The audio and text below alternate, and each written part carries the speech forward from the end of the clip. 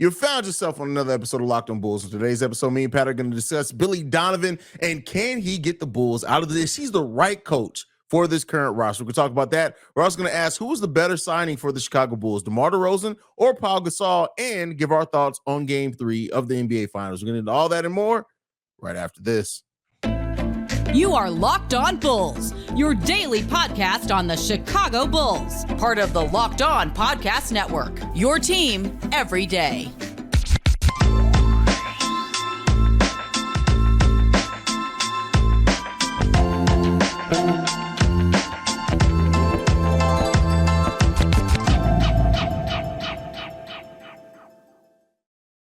Thank you for tuning in to Locked On Bulls, member of the Locked On Podcast Network, where it's your team every day. Today's episode is brought to you by Gametime. Download the Gametime app, create an account, and use code LOCKEDONNBA for $20 off your first purchase. Last minute tickets, lowest price guaranteed. That's Pat the Designer, host and creator of the Windy City Breeze and host of the Chicago Bears podcast over at ESPN 1000. I'm Haize, host and creator of Chicago Bulls and Chicago Bears Central. We got to talk about this coach.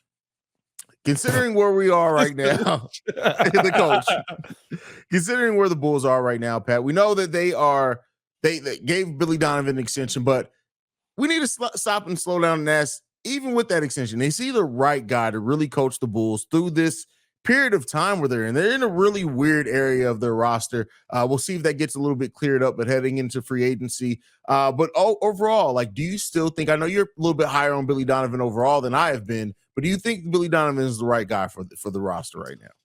I think here's the thing, right? I mean, I know most people are on this train right here. Oh, brother, this guy stinks! But I think at the end of the day, right, you also have to look at the fact that the roster that Billy Donovan was supposed to have has not been here. We've talked a lot about this roster, how Lonzo Ball played such a big part in it, how the point guard position played such a big part in it, and how basically the Bulls didn't prioritize that coming into this season. Is that an excuse? No. You, as a coach, you're supposed to work with what you've had.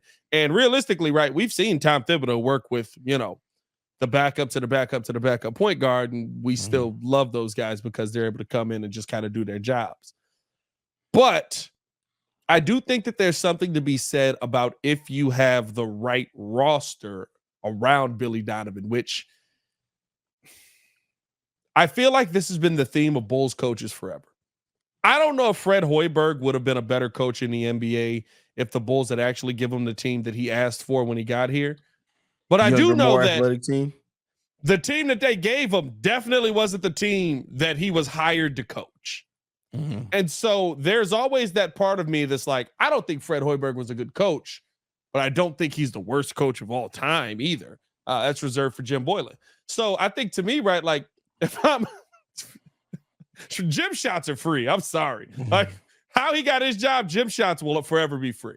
But I just think that, right, when I look at what Billy Donovan has been able to do with a roster that has been in flux, with a roster that has had a million injury issues, and you're still kind of keeping them afloat, I think that I always will look at that early stage where the roster was exactly what he was looking for and how they won.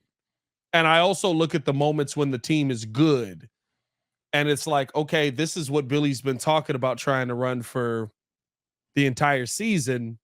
And all of a sudden these guys figured out how to run it when a point guard's in place. I don't know if he's the perfect coach for the Chicago Bulls, but I also don't think that he's just the worst coach that they could have in this situation. I think that more would go towards younger guys taking a step for him to be the right coach than him just figuring out all of a sudden how to adjust on the fly and becoming Eric Spoelstra. Of the two, the players getting better is more likely to happen. This is very true. I mean, listen, you can always, they need to take that process they were using in the film Get Out and just take Eric Spoelstra's brain out and put it in Billy Donovan. That's all we need. Or at least figure out what movie he showed them. This is the biggest question in basketball right now. Yeah, I know, right? I love how it's turned into a thing too. But ultimately, I Billy Donovan. My biggest issue, my biggest gripe with Billy Donovan is how he doesn't use players in what has been their best asset, right? We've talked so much about what Zach LaVine is as a catch and shoot player. We run less than 10% catch and shoot opportunities for him. We know what Vooch can be as a passer down on that high post. We barely use him in that area. So those are where I start looking at things as far as like the coach and say, hey man, what's going on here? But here's what I'll say. I don't think that there is a perfect coach right now for the Bulls. The Bulls are such an imbalanced roster, right? And I know we can pick out coaches that are better, and don't get me wrong. And those coaches could maybe get more out of some of these players. But to your point, and we made this point on yesterday's episode as well, technically, the roster that AK built was working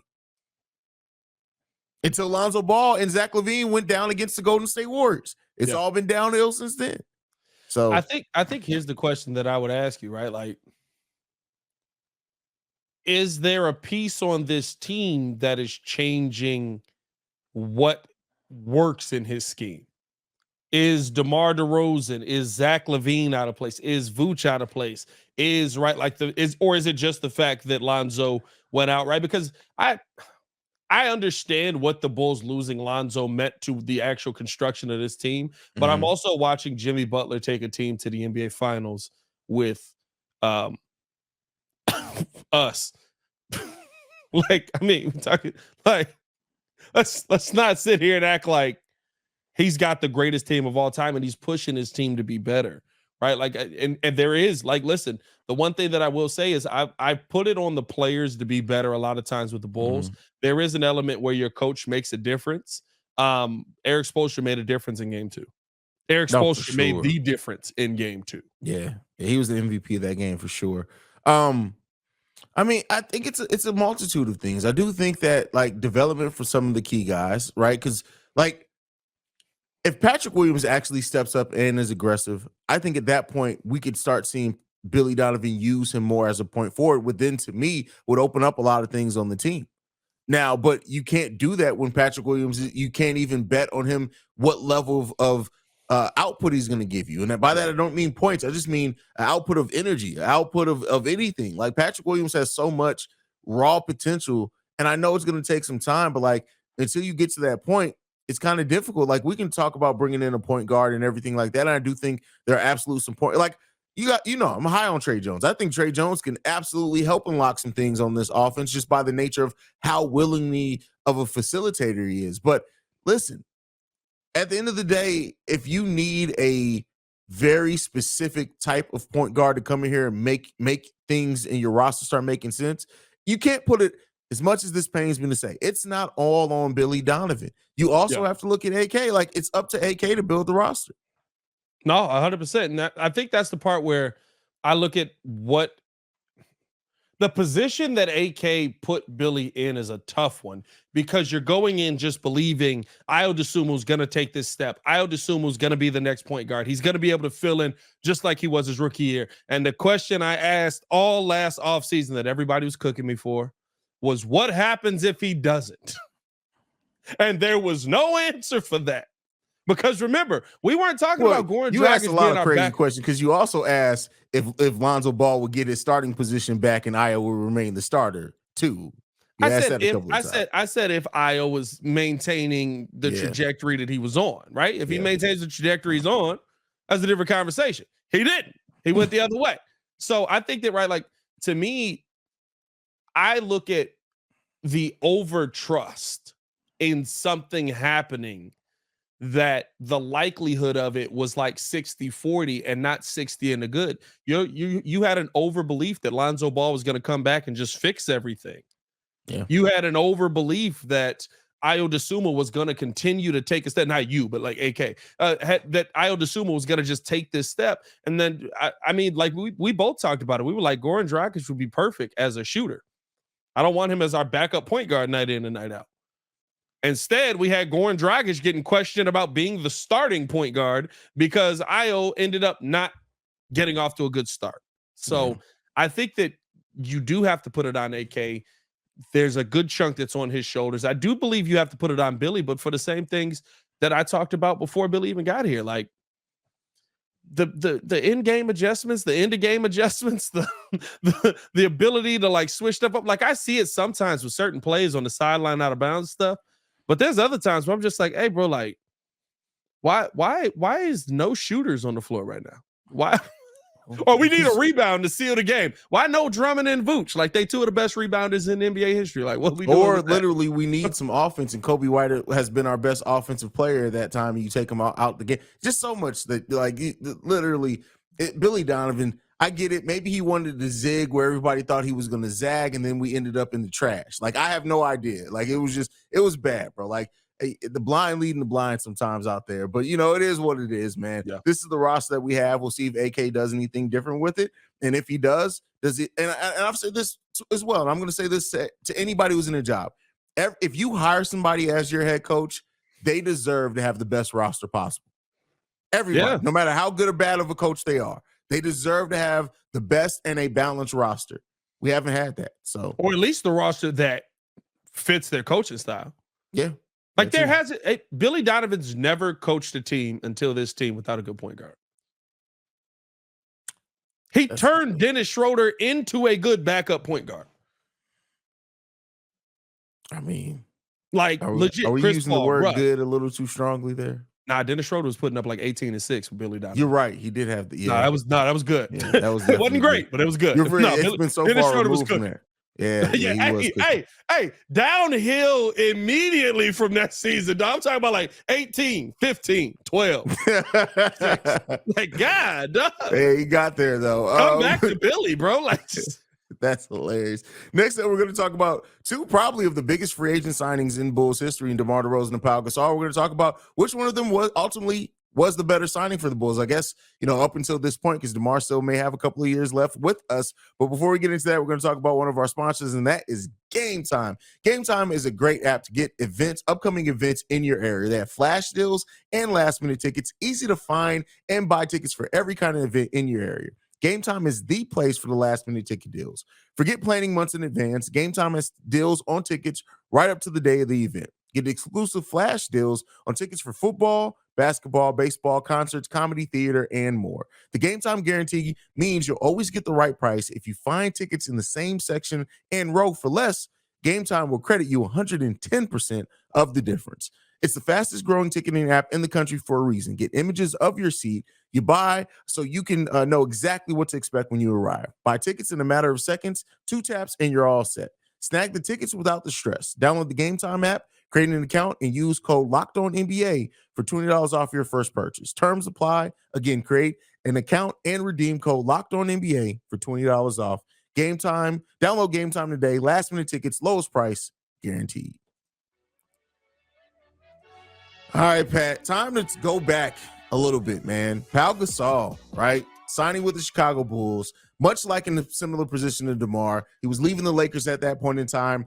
The difference with the DeMar and Pau Gasol signing right off the top of my head, though, is that Pau actually took less money to come to the Bulls because he was getting offers, whereas DeMar didn't get the offers that he thought, and then it seems like we may be overpaid what the market value was for DeMar DeRozan. But when you look at these two players and the impact that they had coming to the teams, how are you feeling there? I don't think we overpaid for DeMar based on what he's given us. Based on what he's given us, no, but based on the market value, what the market was offering. I mean, I guess I can live with that though. Like, if he came in and he's been dominant since he's been here, I can, as dominant scorer, I should say, I can deal with that. But I don't know, man. Like, I look at the DeMar situation and the Pau situation, and I feel like with Pau, right, like there was a little bit more of an established team. You started to see Jimmy Butler coming out of his shell. I think that he was a good piece on that. And you still had more of an established Bulls team still here versus DeMar coming in and you actually trying to build something. Like I feel like Pau played more of a role in the Bulls' success versus DeMar kind of being the thing to kind of jumpstart Bulls' success, hopefully for the future. You know what I mean? So I guess in that sense, right, like I feel like Pau was the better acquisition, but maybe I also just think of that Bulls team a lot more fondly because I'm not in the moment. That's fair. That's fair. Keep in mind too, Pau Gasol was a 46% 3-point shooter his first year in Chicago. That's crazy. Why is Tony Brothers on the screen? Where did Tony Brothers come from? Tony, get out of here. What is he doing here? Tony just sneaking up on us. How did Tony get up here? Hold on. Tony just sneaking. The stream is cursed. He was about to call you for a tech right then and there, bro. That's crazy. I don't know what a tech gets you in podcasting, but that's crazy. Definitely for a greedy dick comment. But hey, that's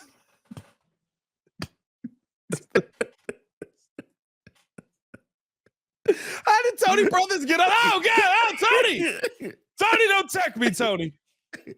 Oh man, I don't even know what point we were making. I don't know who was talking anymore. Pau Gasol shooting. Yeah, Pau Gasol just had such a big impact, and I think he had one of his best seasons of his career here. Not the best, but one of the better, especially in the back half of the season of his career, I should say. Really, really just good season for the Bulls. Now, DeMar DeRozan also has played 2 full seasons so far. He's coming into another one, last one on his deal. Do you think that is there anything that DeMar can do in this season that would make him clear cut the better free agent signing for the Chicago Bulls this season?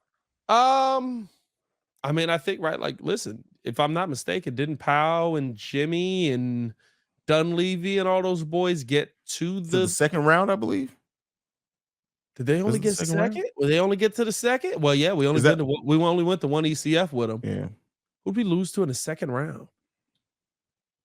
Is that when Derek came back? That was the Cleveland series, That's right? The Cleveland series, yeah. When Derek came back, that sucks. We played them in the second round. But I mean, I could be mistaken on that, but I think I think they did get to the second round on that one because that team actually wasn't, like I said, it wasn't a bad team. Yeah. I would say that you got to at least do that. You got to get to the second round. You've got to be, you don't even have to be the reason, right? Like Pau Gasol wasn't the reason we went to the second round. It was Jimmy Butler's emergence. It was Derrick Rose coming back and kind of getting himself back into form a little bit. Those are the reasons you get there, but you got to be a part of it. I think that also lies on Vooch. That lies on, right? Like this is the Zach LaVine show. It should be at least this season after what we saw last season, and you've got to be a big reason why this team helping Zach get this team to the second round at a minimum, right? I think that, and based on the fact that he came in here the first year and basically just put the team on his back, that would probably put the DeMar era above the Powell era for me. A DeMar era. That's wild to say. I mean, listen, it's a solid 2 years right now. I get what you're saying. Hey, listen, I get what you're saying. It's wild. As some Bulls fans would call him DeMar DeRozan. Why are you doing this to yourself, bro? Because I listen.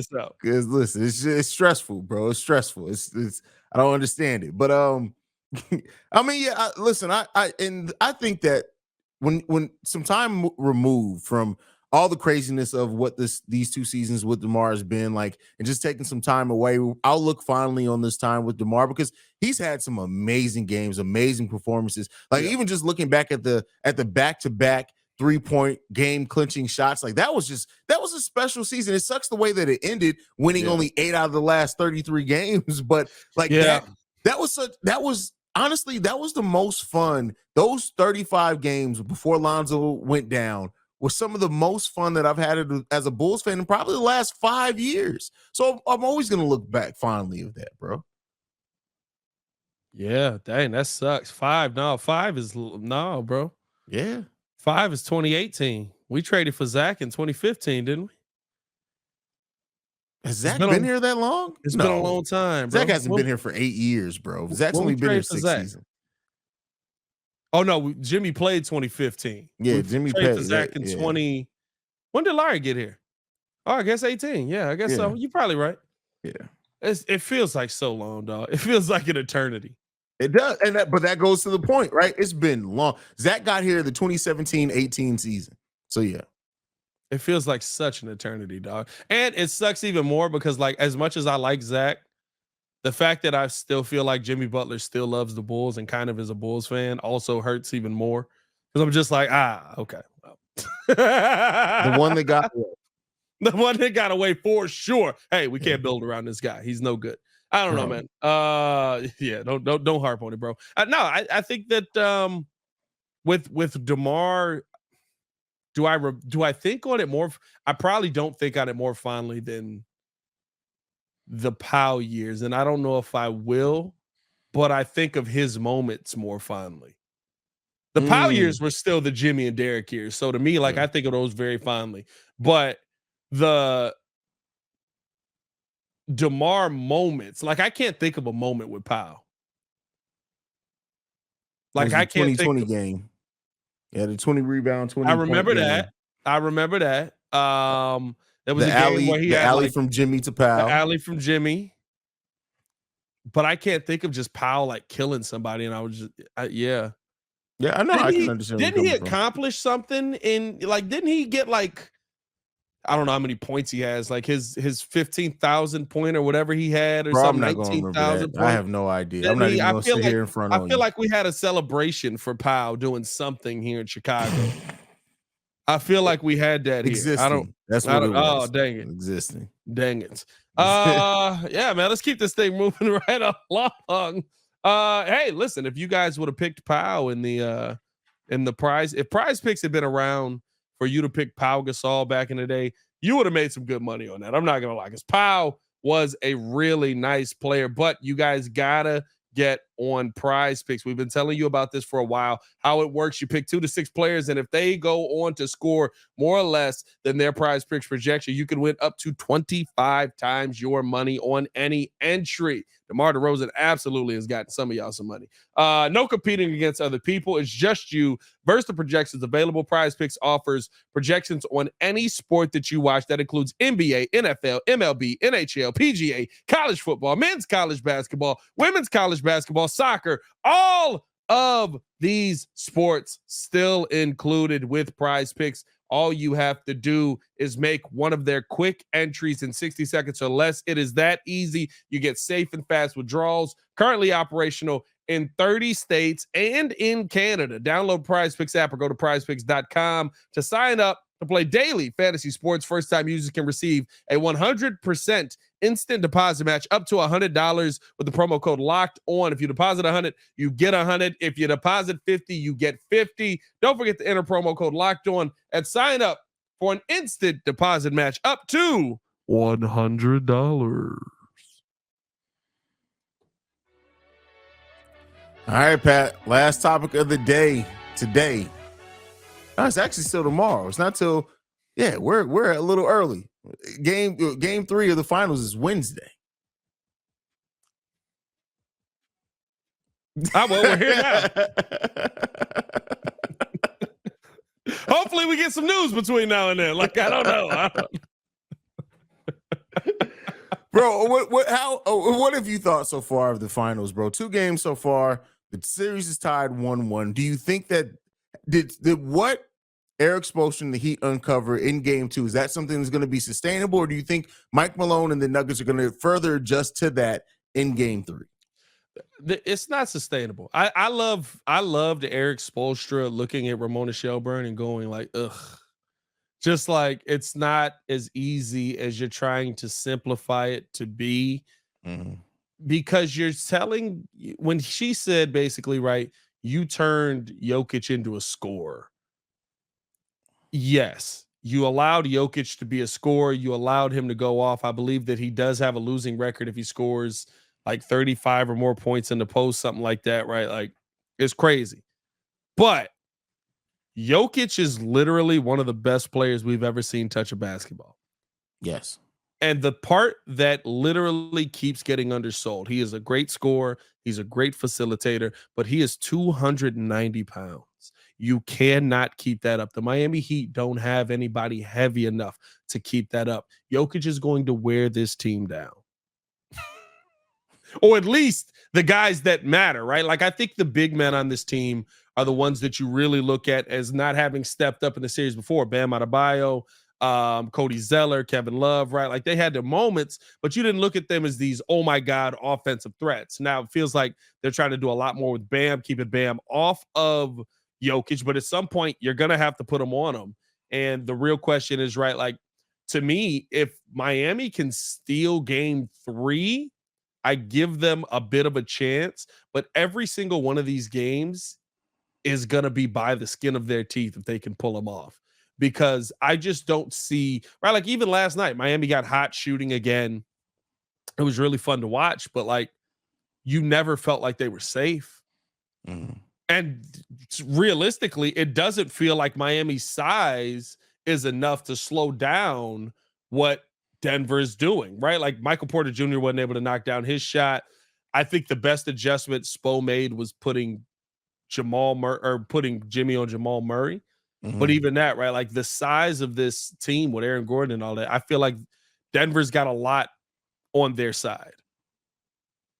They do, and I do think that when you look at the firepower on Denver, even trying to turn Jokic into a scorer gets, to your point, it gets dangerous because he's just such a versatile player. And he's going to adjust. He's a smart player on top of that. Yeah. So I think it can get dangerous. Now, if the Heat do win Game 3, you start looking at things a little bit differently. But I think this team as a whole, the Denver Nuggets, are good at adjusting. And I think if you're going to try to turn Jokic into a scorer another night, I think he's going to excel at that, and you might find yourself on the wrong side of history at that point. And again, moving Jimmy on Jamal Murray sounds all cool until Michael Porter Jr. has the game where he can't miss. Yeah, and that's really what I'm like. It just worked out for them that MPJ wasn't hot. Yeah. I also think that the biggest thing that Denver kills me with, and that Mike Malone kills me with, is you have a player like MPJ on your team and he gets under 10 shots. That just confuses the heck out of me. I know he wasn't shooting the ball well, but like under 10 shots is crazy. That's like, that's like basically just looking at Zach LaVine and being like, hey man, chill out. I need you to stop trying to score that basketball. Which is something that Billy Donovan absolutely would do. I don't know about that. I think Zach kind of does it to himself. You know what I mean? I mean, it's hard to shoot when you can't dribble. I mean, it gets a little difficult at times that way. But yeah, I mean, ultimately, I'm really excited for that. And the finals, like this playoffs has been such a good playoffs overall. Like, really, it's just been even a series like the Boston Miami Heat series that looked like it was going to be boring because you thought they were going to get swept, and then Boston came back and won 3 in a row. It was like you found a way to add some interest in there. So this is going to be a fun series to watch. I think the fact that you have two coaches that are very good X's and O's coaches on top of that, this chess match and how it plays out over these next few games is going to be fun to watch. Yeah, and I think the biggest thing that, to me, right, is the unknown, right? Like I can sit here and tell you every reason why Denver should win this series. But I've been able to say that about just about every team that Miami has faced up to this point. Yeah. I can say that about the Bucks. I can say that about the Celtics. I not the Knicks. Like, I'm not gonna lie. When Miami got to the Knicks, I was like, Miami's probably gonna win this. Like, I had no faith that the Knicks could beat Jimmy Butler. Because you know there's gonna be two players on the Knicks every single year that just forget how to play basketball. Like, dog, I swear, when I saw the Knicks, I was just like, yeah, Miami probably going to the ECF. I'm not gonna lie on this. Like, they might lose in the ECF, but they probably gonna get there. Yeah, that's crazy. That's crazy. Final picks, man. Who as of right now, who do you think's winning the series? Winning the series? Yeah.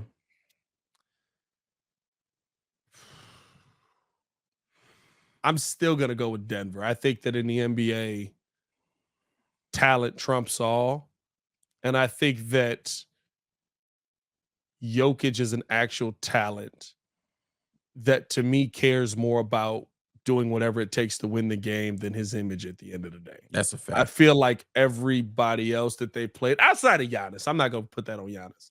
Giannis was just hurt for what, 2 games of that series? 3 games of that series, right? No, at least 2.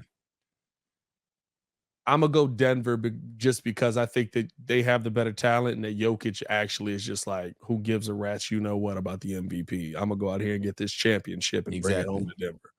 I agree with you fully there, and we'll see if that continues to play out that way for the Miami Heat and Denver Nuggets in that series. But, hey, that's our time for today, Pat. Send us home, man. Follow us on everything at Locked On Bulls. You can follow me on everything at Pat the Designer. Appreciate y'all for showing so much love, man. You can follow me at CEO Haize, at CEO Haize. Thank you for tuning in to another episode of Locked On Bulls. For Pat the Designer, I am Haize, and we will be back tomorrow, y'all. Peace. Peace.